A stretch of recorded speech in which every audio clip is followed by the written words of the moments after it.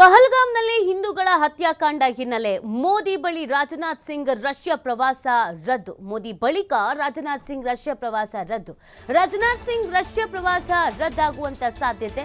ಮಾಸ್ಕೋದಲ್ಲಿ ಮೇ 9ರಂದು 2ನೇ ವಿಶ್ವ ಯುದ್ಧದ ವಿಜಯೋತ್ಸವದಲ್ಲಿ ಭಾಗಿಯಾಗಬೇಕಾಗಿದ್ದಂತ ಪ್ರಧಾನಿ ಮೋದಿಗೆ ಆಹ್ವಾನ ನೀಡಿದಂತ ರಷ್ಯಾ ಅಧ್ಯಕ್ಷ ಪುಟಿನ್ ಗಡಿಯಲ್ಲಿ ಉದ್ವಿಗ್ನ ಸ್ಥಿತಿ ಹಿನ್ನೆಲೆ ಪ್ರಧಾನಿ ಮೋದಿ ಗೈರಾಗ್ತಾ ಇದ್ದಾರೆ.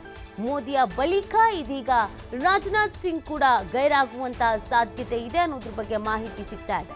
ರಕ್ಷಣಾ ಖಾತೆ ರಾಜ್ಯ ಸಚಿವ ಸಂಜಯ್ ಸೇಠ್ ಭಾಗಿಯಾಗುವಂತ ಸಾಧ್ಯತೆ ಇದೆ ಅನ್ನೋದ್ರ ಬಗ್ಗೆ ಅಪ್ಡೇಟ್ ಸಿಗ್ತಾ ಇರುವಂತದ್ದು. ಪಹಲ್ಗಾಮ್ನಲ್ಲಿ ಹಿಂದೂಗಳ ಹತ್ಯಾಕಾಂಡದ ಹಿನ್ನೆಲೆಯಲ್ಲಿ ಮೋದಿ ಬಳಿಕ ರಾಜನಾಥ್ ಸಿಂಗ್ ರಷ್ಯಾ ಪ್ರವಾಸ ರದ್ದಾಗುವಂತ ಸಾಧ್ಯತೆ ಇದೆ. ರಾಜನಾಥ್ ಸಿಂಗ್ ರಷ್ಯಾ ಪ್ರವಾಸ ರದ್ದಾಗುವಂತ ಸಾಧ್ಯತೆ ಬಗ್ಗೆ ಇದೀಗ ಮಾಹಿತಿ ಸಿಗ್ತಾ ಇರೋದು. ಮಾಸ್ಕೋದಲ್ಲಿ ಮೇ 9ರಂದು 2ನೇ ವಿಶ್ವ ಯುದ್ಧದ ವಿಜಯೋತ್ಸವ ಇತ್ತು. ಈ ವಿಜಯೋತ್ಸವದಲ್ಲಿ ಭಾಗಿಯಾಗಬೇಕಾಗಿತ್ತು ಪ್ರಧಾನಿ ನರೇಂದ್ರ ಮೋದಿಯವರು. ಪ್ರಧಾನಿ ಮೋದಿಗೆ ಆಹ್ವಾನವನ್ನ ನೀಡಿದ್ರು ರಷ್ಯಾ ಅಧ್ಯಕ್ಷ ಪುಟಿನ್ ಅವರು ಕೂಡ. ಆದರೆ ಗಡಿಯಲ್ಲಿ ಈಗ ಉದ್ವಿಗ್ನ ಸ್ಥಿತಿ ಇದೆ. ಯಾವುದೇ ಕ್ಷಣದಲ್ಲಿ ಯುದ್ಧ ಅನ್ನೋ ಪರಿಸ್ಥಿತಿ ಇದೆ. ಹೀಗಿರುವಂಥ ಸಂದರ್ಭದಲ್ಲಿ ಇದರಲ್ಲಿ ಭಾಗಿಯಾಗೋದು ಬೇಡ ಅನ್ನುವಂಥ ನಿಟ್ಟಿನಲ್ಲಿ ಪ್ರಧಾನಿ ಮೋದಿ ಈ ಒಂದು ಕಾರ್ಯಕ್ರಮಕ್ಕೆ ಗೈರಾಗ್ತಾ ಇದ್ದಾರೆ.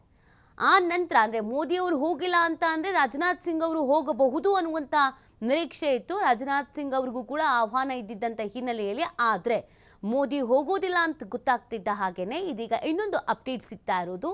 ರಾಜನಾಥ್ ಸಿಂಗ್ ಕೂಡ ಗೈರಾಗುವಂಥ ಸಾಧ್ಯತೆ ಇದೆ ಅಂತ.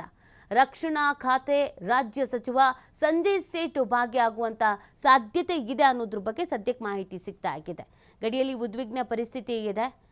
ಯಾವಾಗ ಬೇಕಾದ್ರೂ ಯಾವುದೇ ರೀತಿಯಾದಂಥ ಬೆಳವಣಿಗೆಗಳಾಗಬಹುದು. ಎಲ್ಲದಕ್ಕೂ ನಾವು ಅಲರ್ಟ್ ಆಗಿರಬೇಕಾಗತ್ತೆ.